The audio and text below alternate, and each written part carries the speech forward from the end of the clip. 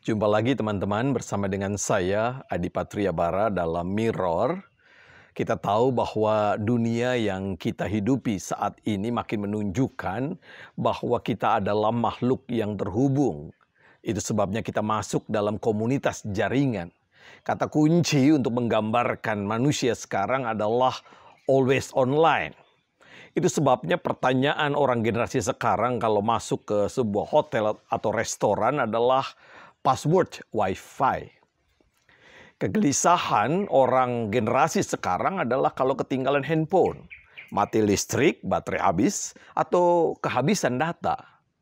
Sebenarnya kebutuhan untuk terhubung adalah hakikat kita sebagai makhluk sosial. Internet memberi kemudahan dalam keterhubungan itu. Hasrat untuk terhubung itulah yang kemudian diwadahi oleh media sosial. Tanpa keterhubungan kita tidak mungkin hidup. Setidaknya itulah yang menjadi penelitian di tahun 2006 oleh BBC Television Series yang mengundang 6 orang untuk diasingkan, diskoneksi selama 48 jam. 6 orang beragam profesi masuk ke sebuah ruangan yang lengkap namun tertutup, kedap suara, tidak ada pemandangan, apalagi kehadiran orang lain. Dan apa akibatnya? 40 jam pertama mereka sudah tidak tahan. Mereka menjerit-jerit minta selesai sudah apa yang terjadi. Nah, teman-teman, generasi sekarang bisa betah berlama-lama di kamar oleh karena mereka terhubung, mereka terkoneksi. Terhubung baik dengan orang lain, terhubung dengan permainan, terhubung dengan tontonan, terhubung dengan hiburan.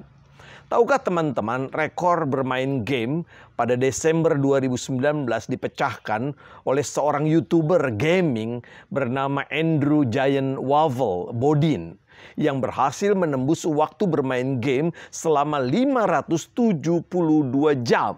Itu berarti lebih dari 23 hari.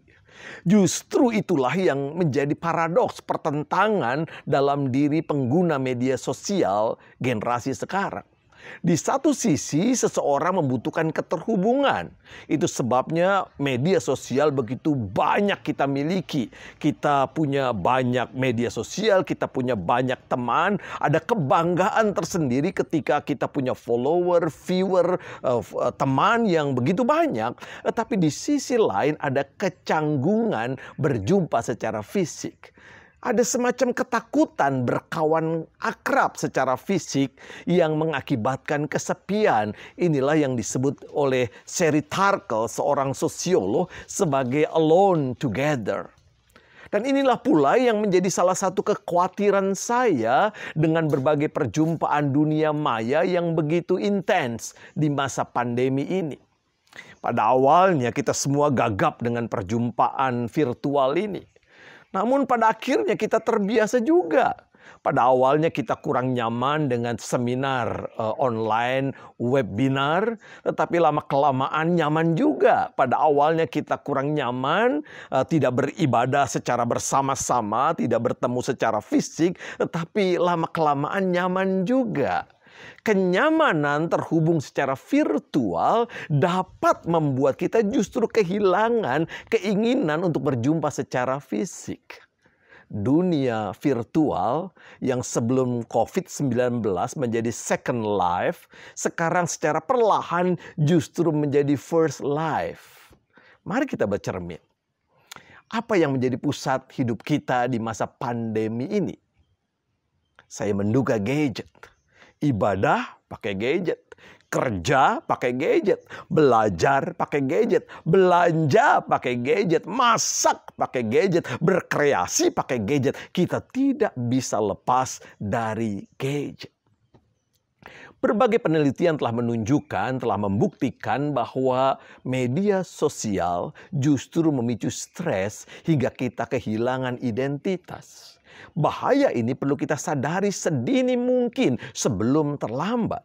Apa yang dapat kita lakukan?